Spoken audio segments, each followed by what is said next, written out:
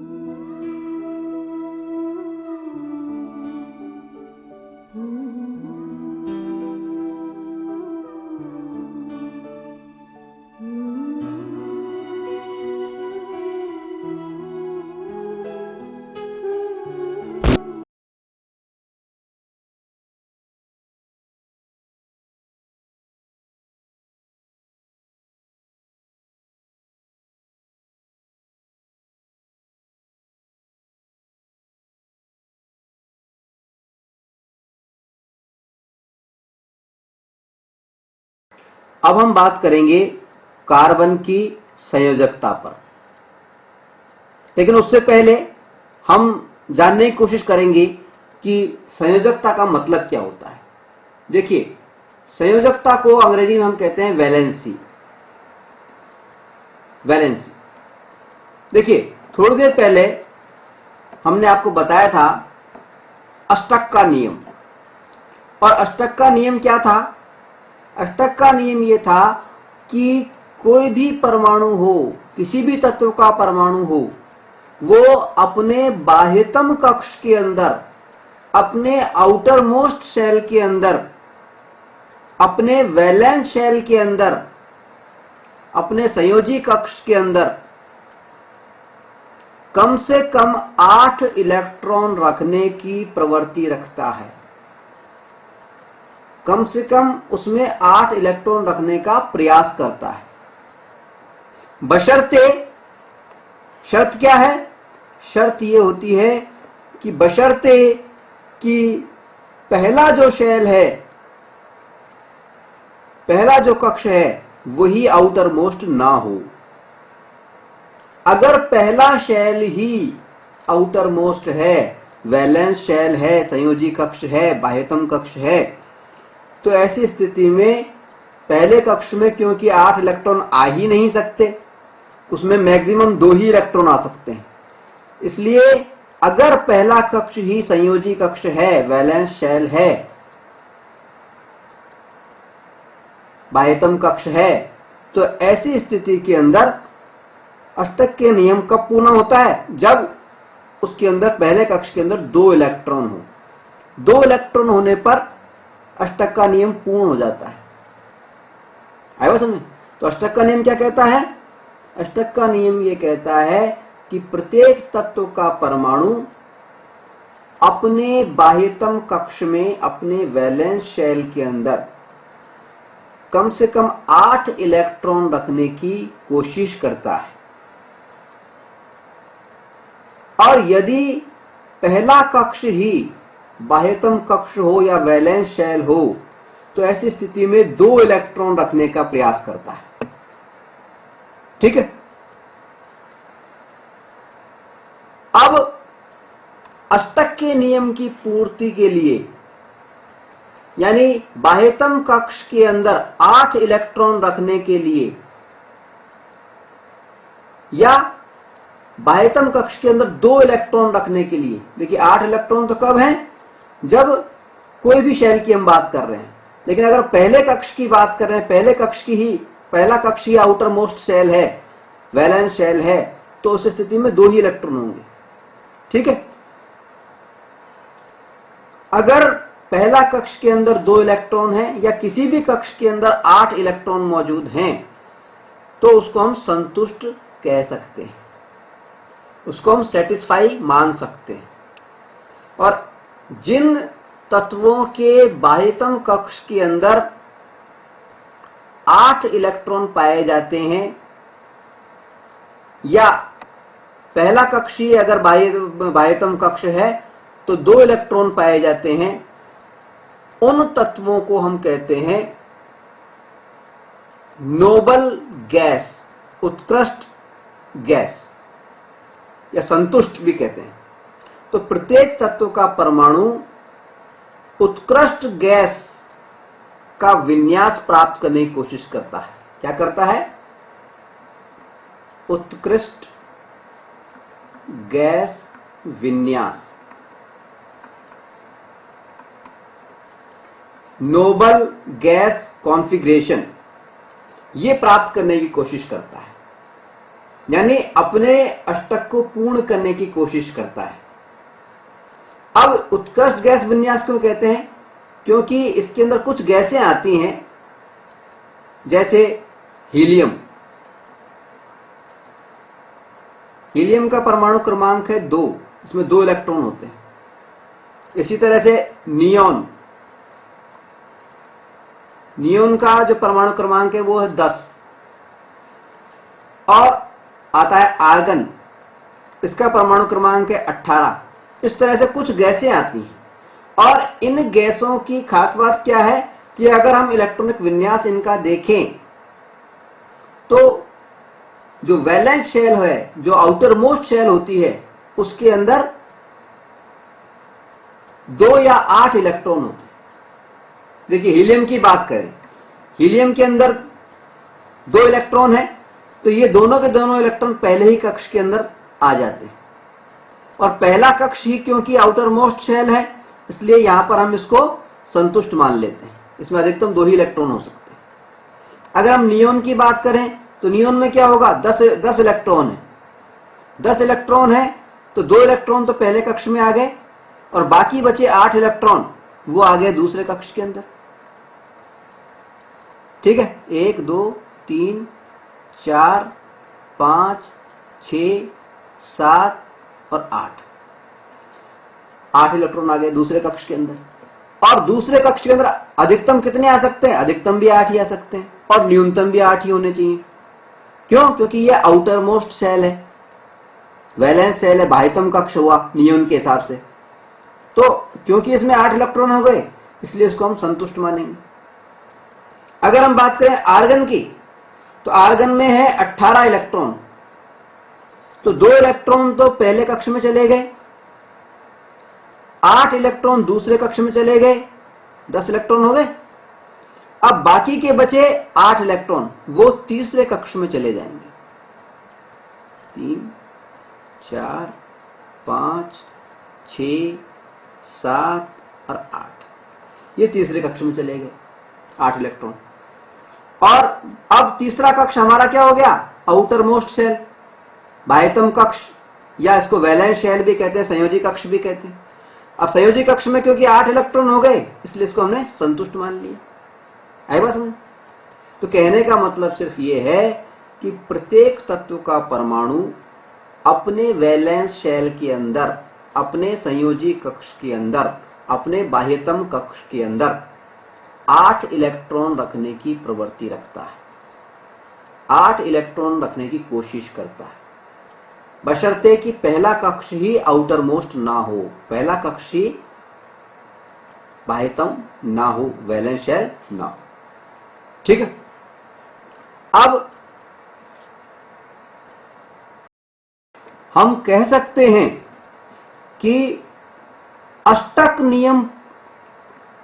नियम की पूर्ति हेतु, रूल ऑफ ऑक्टेट की पूर्ति हेतु, रूल ऑफ ऑक्टेट को पूरा करने हेतु या उत्कृष्ट गैस विन्यास प्राप्त करने हेतु, उत्कृष्ट गैस विन्यास यानी noble gas configuration. Noble gas configuration की खास बात क्या होती है कि उसमें बाह्यतम कक्ष के अंदर 8 इलेक्ट्रॉन पाए जाते हैं। वैलेंस शेल के अंदर, संयोजी कक्ष के अंदर 8 इलेक्ट्रॉन पाए जाते हैं, सिवाय उस अवस्था के जबकि पहला कक्ष ही वैलेंस शेल हो। अगर पहला कक्ष ही बाह्यतम कक्ष है, वैलेंस शेल है, ऐसी स्थिति में 2 इलेक्ट्रॉन पाए जाते हैं। ठीक है। तो अष्टक के नियम की पूर्ति हेतु या उत्कृष्ट गैस विन्यास प्राप्त करने हेतु किसी तत्व के परमाणु के द्वारा त्यागे गए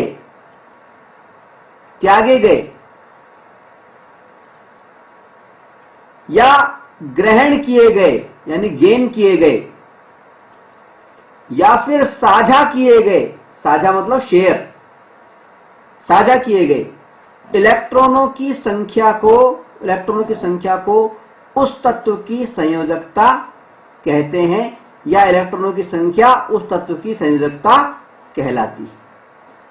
आई बात समझ? संयोजकता या वैलेंसी की परिभाषा क्या हो गई?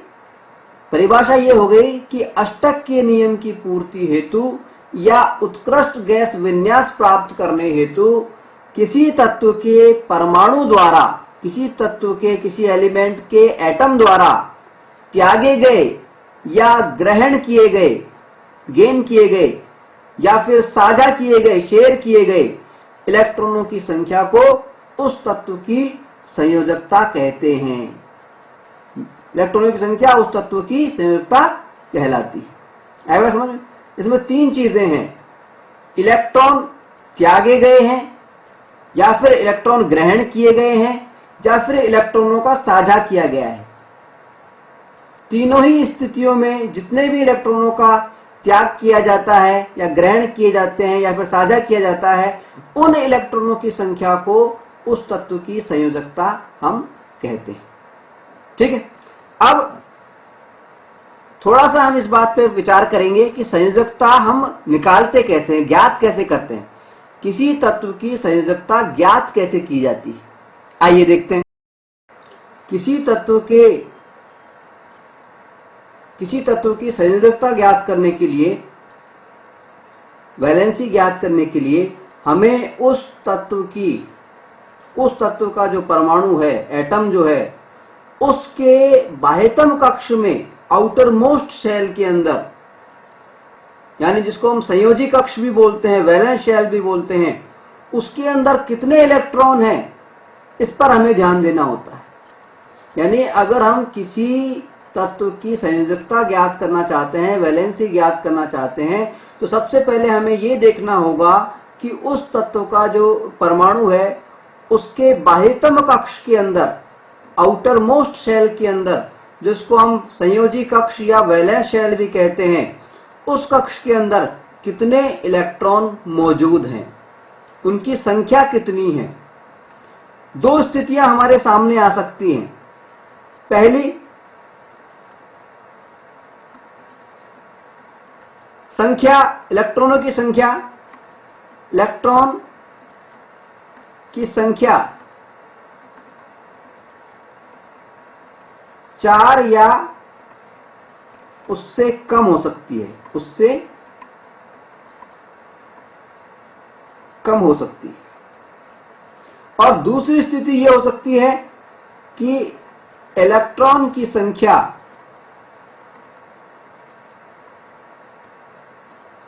4 से अधिक हो सकती है।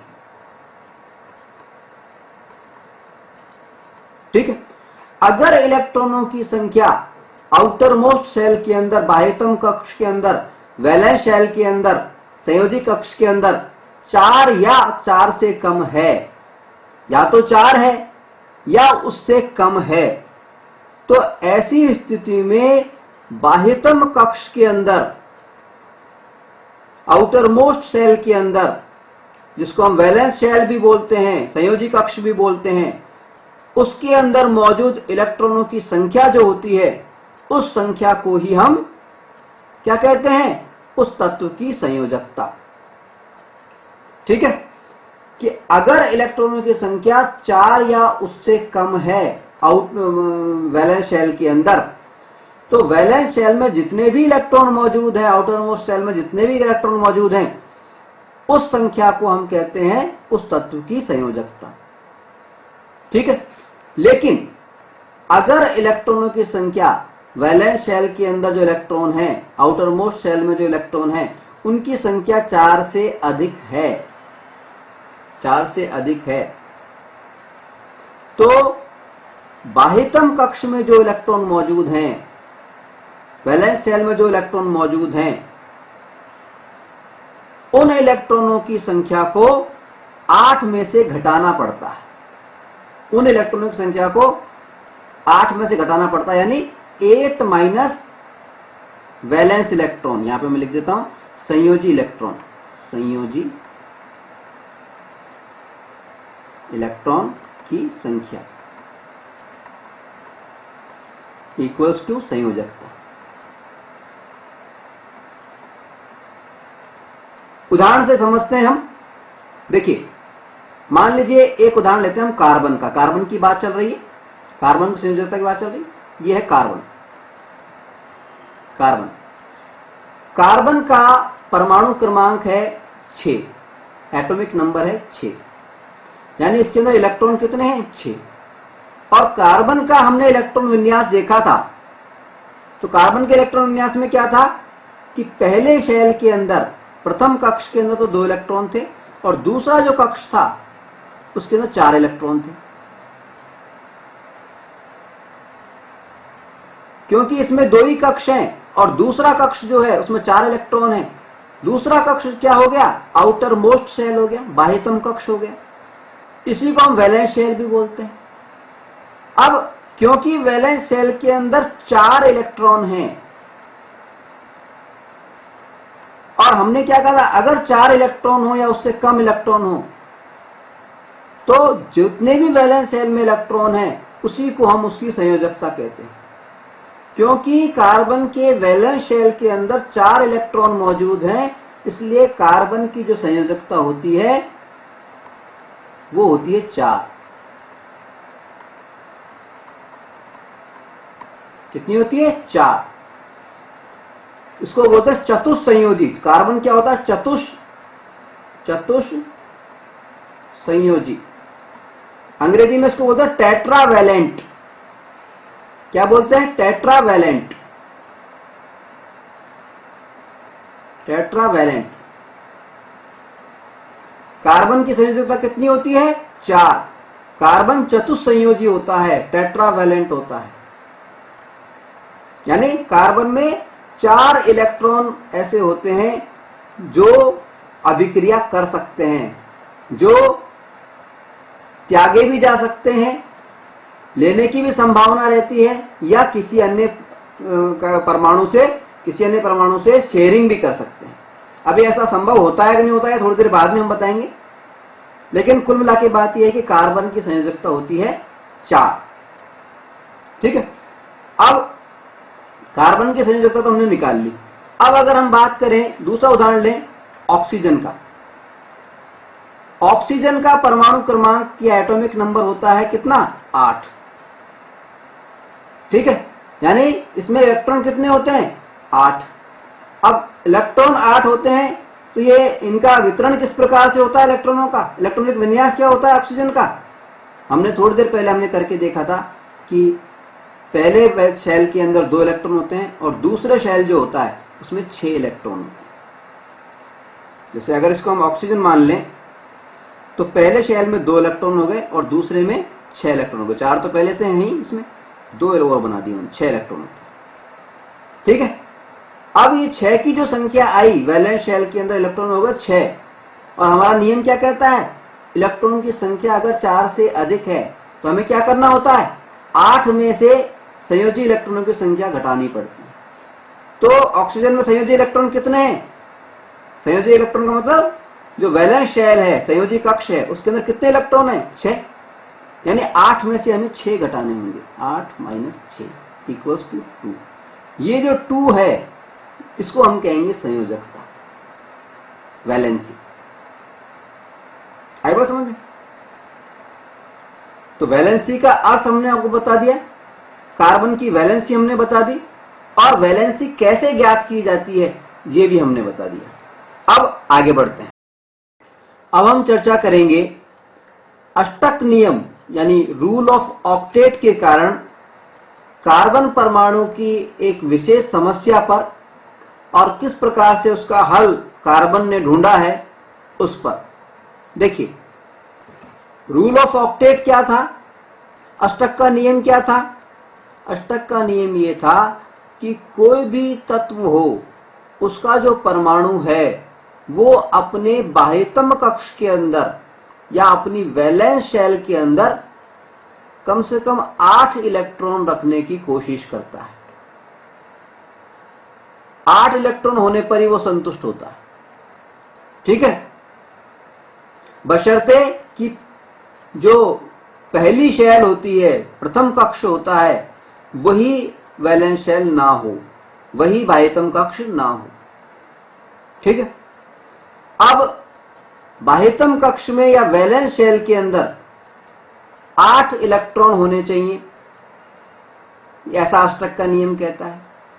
और अगर हम कार्बन परमाणु की बात करें तो हमने जब कार्बन परमाणु का इलेक्ट्रॉन विन्यास निकाला था तो वो था 2,4, यानी कार्बन परमाणु के बाह्यतम कक्ष में या वैलेंस शेल के अंदर कितने इलेक्ट्रॉन पाए जाते हैं, 4। देखिए इसमें 4 इलेक्ट्रॉन पाए जा रहे हैं।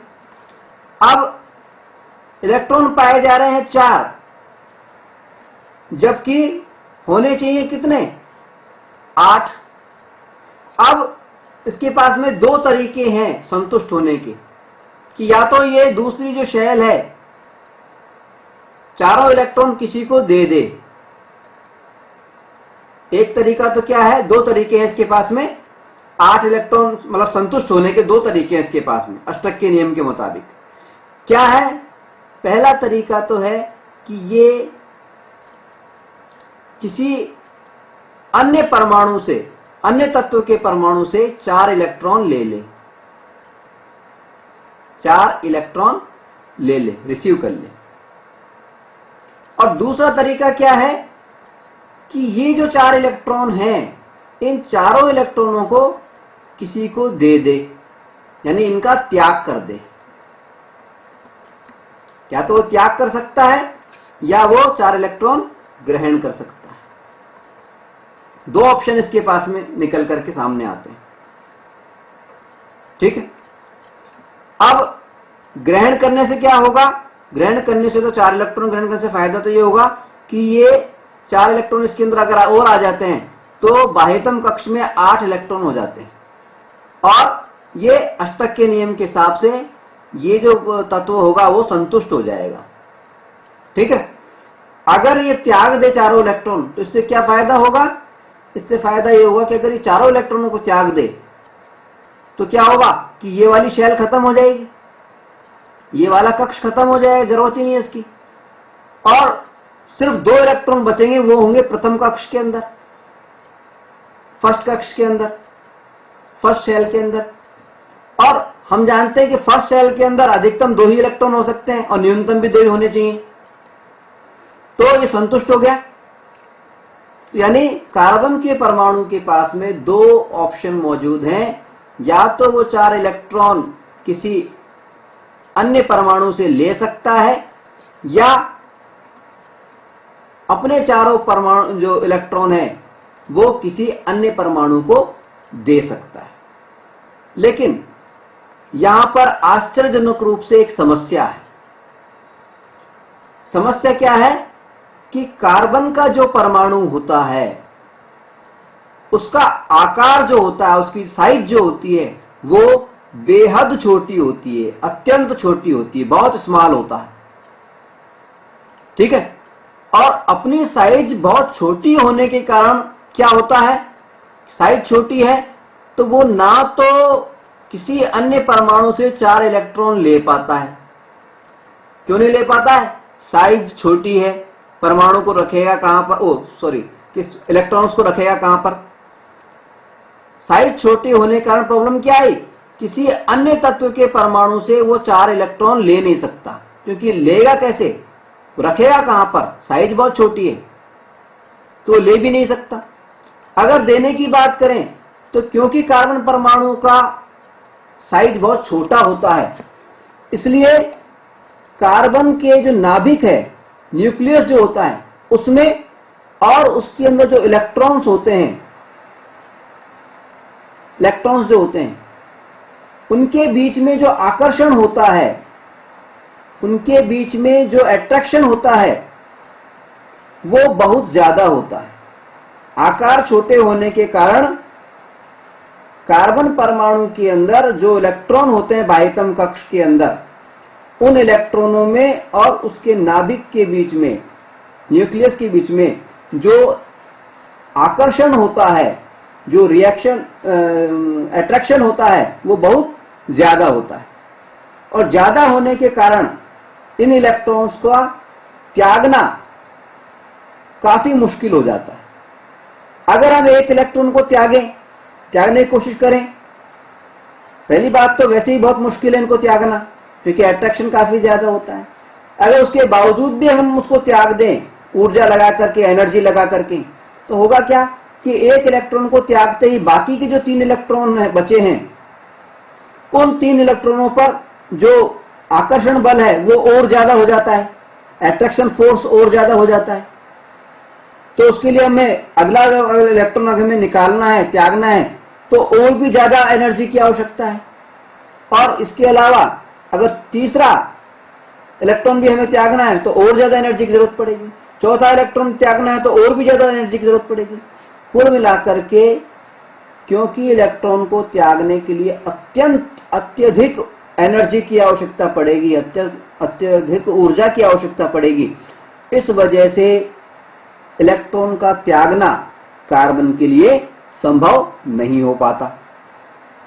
यानी कंडीशन क्या आई, कंडीशन ये आई कि कार्बन का जो परमाणु है वो अपने बाह्यतम कक्ष में मौजूद, अपने वैलेंस शेल में मौजूद 4 इलेक्ट्रॉनों को ना तो किसी को दे सकता है और ना ही 4 अन्य इलेक्ट्रॉन ले सकता है। अब ये क्या बात हुई, ना तो वो ले सकता है ना दे सकता है, फिर इलाज क्या है इस बात का? देखिए,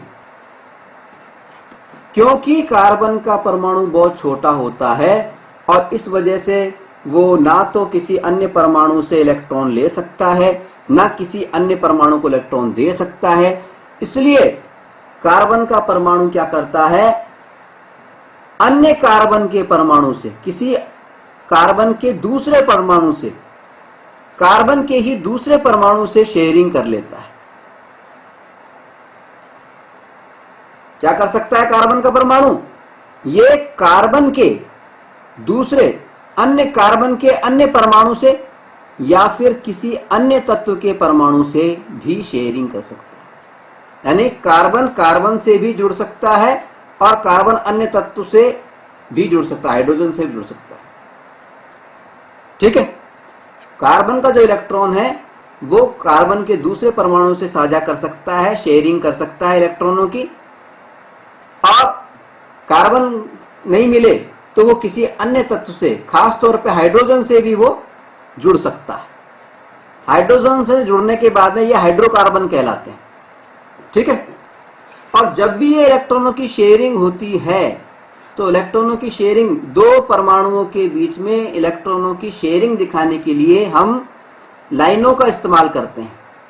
अगर एक एक इलेक्ट्रॉन की शेयरिंग हो रही है, यानी एक जोड़े की अगर शेयरिंग हो रही है, एक जोड़ा साझा हो रहा है, एक इलेक्ट्रॉन इस वाले परमाणु का और एक इलेक्ट्रॉन इस वाले परमाणु का, इन दोनों का अगर साझा हो रहा है, शेयरिंग हो रही है, बॉन्ड बन रहा है, तो इसको हम एक सिंगल लाइन से प्रदर्शित करेंगे।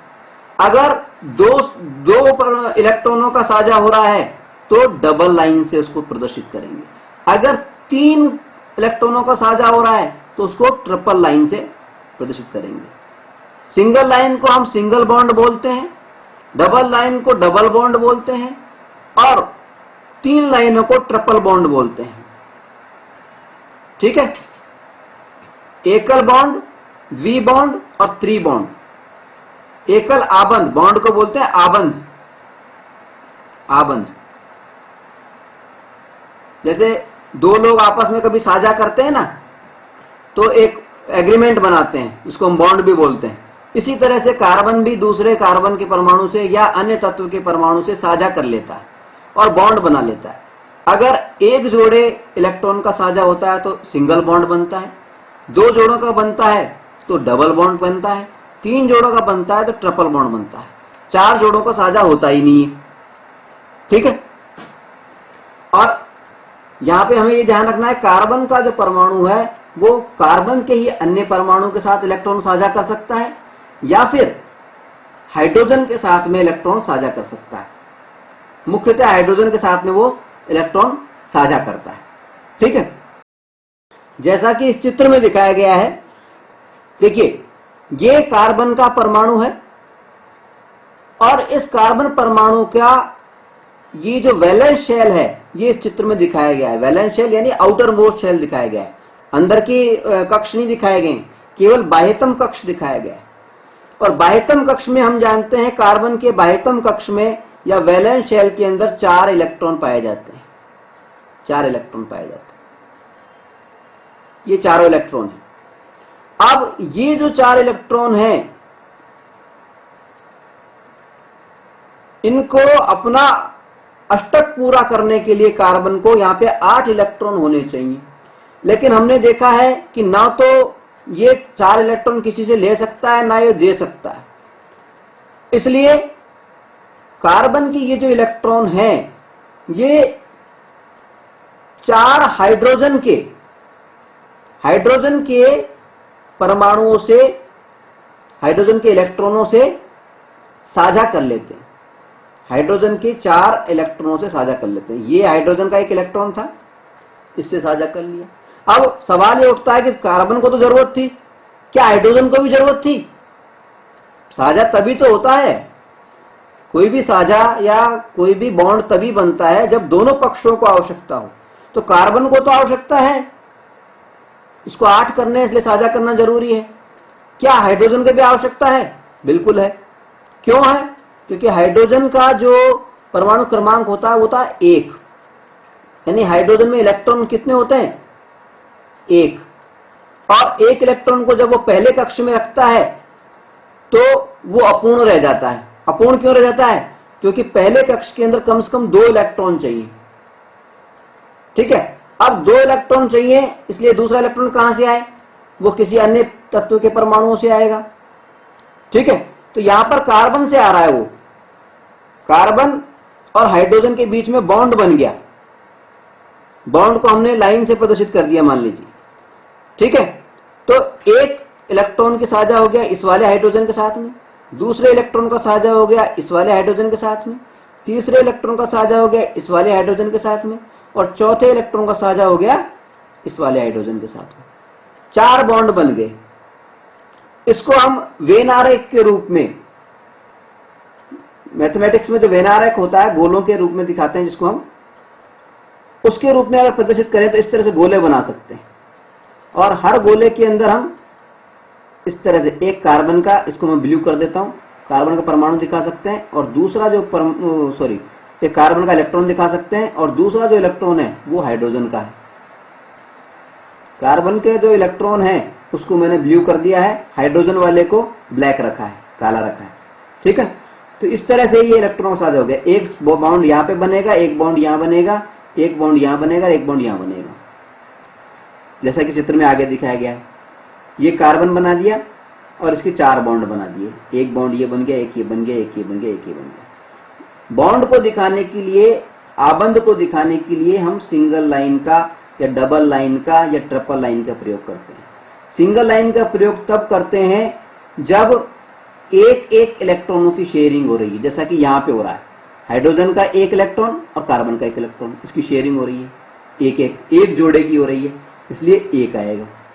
ठीक है, यहाँ पे भी एक जोड़े की हो रही है, इसलिए एक लाइन आ गई। यहाँ पे भी एक जोड़े की हो रही है, इसलिए यहाँ पे भी एक आ गई। यहाँ पे भी एक जोड़े की हो रही है, इसलिए यहाँ पे भी एक आ गई। ठीक है, आई बात समझ। इस तरह से कार्बन जो क्या करता है, या तो अन्य कार्बन के परमाणु के साथ में या किसी अन्य तत्व के परमाणु के साथ में, खास तौर पे हाइड्रोजन के साथ में जुड़ करके बॉन्ड बना लेता है, इलेक्ट्रॉनों की साझेदारी कर लेता है। और इलेक्ट्रॉन की साझेदारी से जो आबंध बनते हैं, इलेक्ट्रॉन की साझेदारी से जो आबंध बनते हैं, उन आबंधों को हम बोलते हैं सहसंयोजी आबंध। सहसंयोजी आबंध, अंग्रेजी में इसको बोलते हैं कोवेलेंट बॉन्ड। कोवेलेंट बॉन्ड, ठीक है। अब ये सहसंयोजी आबंध या कोवेलेंट बॉन्ड क्या होते हैं, इसको और अधिक स्पष्ट करने के लिए आगे बढ़ते हैं। सहसंयोजी आबंध, कोवेलेंट बॉन्ड। सहसंयोजी आबंध या कोवेलेंट बॉन्ड की परिभाषा क्या होगी?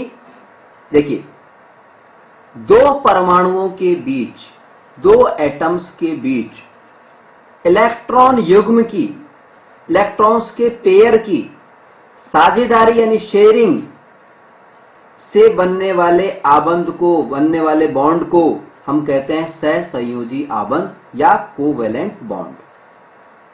ठीक है, दो परमाणुओं के बीच में इलेक्ट्रॉन युग्म की साझेदारी से, इलेक्ट्रॉन के एक पेयर की साझेदारी से बनने वाले आबंध को हम कहते हैं सहसंयोजी आबंध। और ये जो सहसंयोजी आबंध है, कोवेलेंट बॉन्ड है, ये तीन प्रकार का हो सकता है। सिंगल बॉन्ड, अगर एक जोड़े इलेक्ट्रॉन्स की साझेदारी हो रही है तो। डबल बॉन्ड, अगर दो जोड़े इलेक्ट्रॉनों की साझेदारी हो रही है तो। ट्रिपल बॉन्ड, अगर तीन जोड़े इलेक्ट्रॉनों की साझेदारी हो रही है तो। ठीक है, और इन सिंगल, डबल और ट्रिपल बॉन्ड्स को हम क्रमशः एक लाइन या दो लाइन या तीन लाइन से प्रदर्शित करते हैं। मतलब अगर दो परमाणुओं के बीच में एक जोड़े इलेक्ट्रॉन की शेयरिंग हो रही है तो हम किस तरह से लिखेंगे? मान लीजिए एक परमाणु सी कार्बन का है, ये इस कार्बन के ही दूसरे परमाणु के साथ में जुड़ा हुआ है और एक जोड़े इलेक्ट्रॉन की शेयरिंग हो रही है तो एक लाइन दोनों के बीच में बना देंगे। इसी तरह से अगर दो जोड़े परमाणुओं की साझेदारी हो रही है तो यहाँ डबल बॉन्ड बना देंगे। अगर तीन जोड़े की हो रही है तो यहाँ पे बीच में ट्रिपल बॉन्ड बना देंगे। है बात समझ? तो सहसंयोजी आबंध या कोवेलेंट बॉन्ड क्या होते हैं? दो परमाणुओं के बीच, दो एटम्स के बीच इलेक्ट्रॉन युग्म की, इलेक्ट्रॉन्स के पेयर की, पेयर का मतलब जानते हैं, युग्म का मतलब जानते हैं, जोड़ा, एक जोड़ा दूसरे परमाणु का, एक जोड़ा एक परमाणु का और एक दूसरा जोड़ा दूसरे परमाणु, दूसरा इलेक्ट्रॉन दूसरे परमाणु का। ठीक है, एक इलेक्ट्रॉन पहले का, एक इलेक्ट्रॉन दूसरे का, इनका ये हो गया युग्म, जोड़ा। ठीक है, तो दो परमाणुओं के बीच इलेक्ट्रॉन युग्म की साझेदारी से बनने वाले आबंध को हम सहसंयोजी आबंध कहते हैं, कोवेलेंट बॉन्ड कहते हैं। यह तीन प्रकार का हो सकता है, सिंगल, डबल और ट्रिपल। सिंगल बॉन्ड कब बनता है? जब एक जोड़े इलेक्ट्रॉन की साझेदारी होती है। डबल बॉन्ड कब बनता है? जब दो जोड़े इलेक्ट्रॉनों की साझेदारी होती है। ट्रिपल बॉन्ड कब बनता है? जब तीन जोड़े इलेक्ट्रॉनों की साझेदारी होती है। और इन्हें क्रमशः एक, दो या तीन लाइनों से हम प्रदर्शित करते हैं, जैसा कि हमने यहाँ पे दिखाया था। Carbon single bond carbon, carbon double bond carbon, carbon triple bond carbon. ठीक, आगे बढ़ते हैं, बात करते हैं सहसंयोजी यानी कोवेलेंट बॉन्ड की, सहसंयोजी आबंध की विशेषताओं की। ये जो सहसंयोजी आबंध होते हैं, कोवलेंट बॉन्ड होते हैं, इसकी विशेषता क्या होती है? देखिए, सहसंयोजी आबंध जो होते हैं, कोवलेंट बॉन्ड जो होते हैं, इनके कारण जो अणु बनते हैं, इनके कारण जो मॉलिक्यूल्स बनते हैं, मान लीजिए ये कोई इलेक्ट्रॉन था और ये दूसरा इलेक्ट्रॉन था दूसरे परमाणु का, इन दोनों के परमाणु के बीच में ये आबंध बन गया, सहसंयोजी आबंध, सिंगल बॉन्ड बन गया, आबंध बन गया। ठीक है, तो सहसंयोजी आबंध के कारण जो अणु बनते हैं, जो मॉलिक्यूल बनते हैं, उनके अंदर भीतर की तरफ इनसाइड में मजबूत आबंध होता है, मजबूत आकर्षण होता है या आबंध होता है, मजबूत बॉन्डिंग होती है, मजबूती होती है काफी। जबकि इस प्रकार बने दो अणुओं के बीच में अगर हम दूसरे अणु के भी इसी तरह का लें, वो भी सहसंयोजी आबंध से ही बना हुआ हो, तो इन दोनों के बीच में, इन दोनों अणुओं के बीच में आपस में कमजोर आबंध होता है, कमजोर आबंध होता है, वीक बॉन्डिंग होती है। ठीक है, आई बात समझ? यानी कोवलेंट बॉन्ड के कारण, सहसंयोजी आबंध के कारण जो अणु बनते हैं, जो मॉलिक्यूल बनते हैं, उनके भीतर अंदर की ओर तो मजबूत आबंध होता है, जबकि इस प्रकार बने अन्य अणुओं के बीच में अगर देखें, दो अणुओं के बीच में देखें तो कमजोर आबंध होता है। इससे क्या होता है? इससे इस प्रकार बने जो यौगिक होते हैं उनके गलनांक, गलनांक यानी मेल्टिंग पॉइंट, व क्वथनांक, क्वथनांक यानी बॉइलिंग पॉइंट, इससे क्या होता है? इस प्रकार जो भी यौगिक बनते हैं उनके गलनांक यानी मेल्टिंग पॉइंट और क्वथनांक यानी बॉइलिंग पॉइंट क्या होते हैं? कम होते हैं।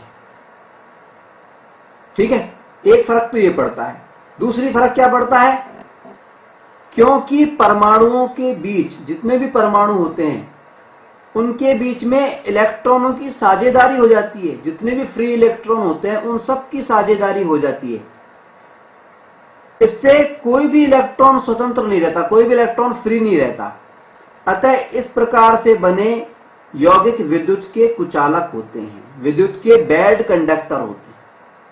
क्योंकि किसी भी पदार्थ के विद्युत का सुचालक होने के लिए, गुड कंडक्टर होने के लिए ये जरूरी होता है कि उस तत्व के अंदर, उस तत्व के परमाणुओं के अंदर फ्री इलेक्ट्रॉन होना चाहिए, स्वतंत्र इलेक्ट्रॉन होना चाहिए।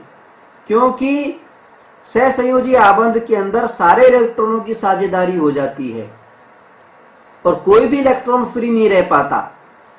इसलिए सहसंयोजी आबंधों से, कोवलेंट बॉन्ड के माध्यम से जो यौगिक बनते हैं, जो कंपाउंड बनते हैं, वो विद्युत के कुचालक होते हैं, विद्युत के बैड कंडक्टर होते हैं, यानी उनमें इलेक्ट्रिसिटी प्रवाहित नहीं हो सकती।